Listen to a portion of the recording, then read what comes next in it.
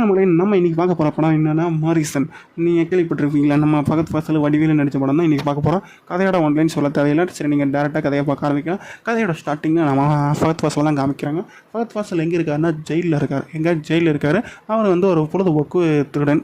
அவர் வந்து ஜெயிலில் இருக்கார். ஜெயிலில் இருந்து ஃபஸ்ட்டு ரிலீஸ் ஆகிறாரு. ரிலீஸ் ஆன பிறகு ஒரு சின்னதாக ஒரு பாட்டு வருது.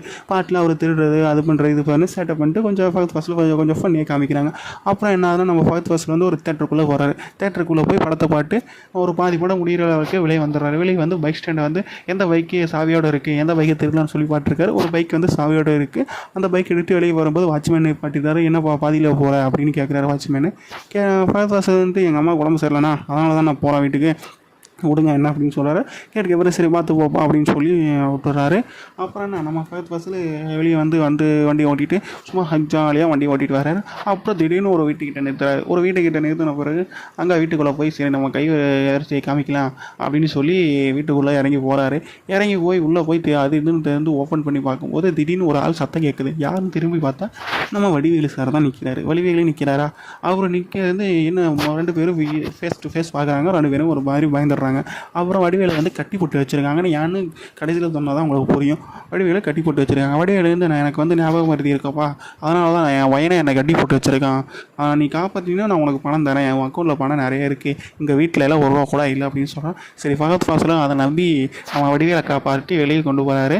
ரெண்டு பேரும் பைக்கில் கொஞ்சம் தூரம் என்னையே போய் ஏடிஎம் இருக்குங்களா அங்கே போகிறாங்க. அப்புறம் வந்து பக்கத்து பாசல் வந்து ரோட்டில் போகப்போ கேட்குறாங்க, உங்களுக்கு தான் எல்லாமே மறந்துருந்தேன், ஏடிஎம் பாஸ்வேர்டு மட்டும் பின் நம்பர் மட்டும் எப்படி ஞாபகம் இருக்கும்? இல்லைப்பா வடிவேலு சொல்கிறாரு, இல்லைப்பா எனக்கு ஏடிஎம்மோட பக்கத்தில் போனாலும் எனக்கு அந்த பாஸ்வேர்டோட ஞாபகம் வந்துடும், பின் நம்பரோட ஞாபகம் வந்துடும் அப்படின்னு சொல்கிறாரு. அப்புறம் என்ன ரெண்டு பேரும் பக்கத்துக்கு ஏடிஎம்க்கு போகிறாங்க. நம்ம வடிவேலு வந்து உள்ளே போய் 25,000 எடுக்கிறாரு. ஏன்னா அதை டெய்லி கார்டு லிமிட் வந்து 25,000 தான் எடுக்க முடியும்னு சொல்லி எடுக்கிறாரு. எடுத்து காசு என்னும்போது பக்கத்து வாசல் வெளியே இருந்து பார்த்துட்றாரு. ஏன்னா மிச்ச பேலன்ஸ் அவைலபிள் பேலன்ஸ் காமிக்குது. அதில் 25 lakhs இருக்குது. அதை பார்த்தோன்னே ஒரு கடை ஸ்டாண்டர்ட் ஒரு ஆடுன்னு சொல்லி நம்ம பக்கத்து வாசல் இவனுக்கு தான் ஞாபகம் வருது, இல்லை இவனை ஏமாற்றி இந்த 25 lakhs அபேஸ் பண்ணிடலாம் அப்படின்னு ஒரு பிளானை போடுறாரு.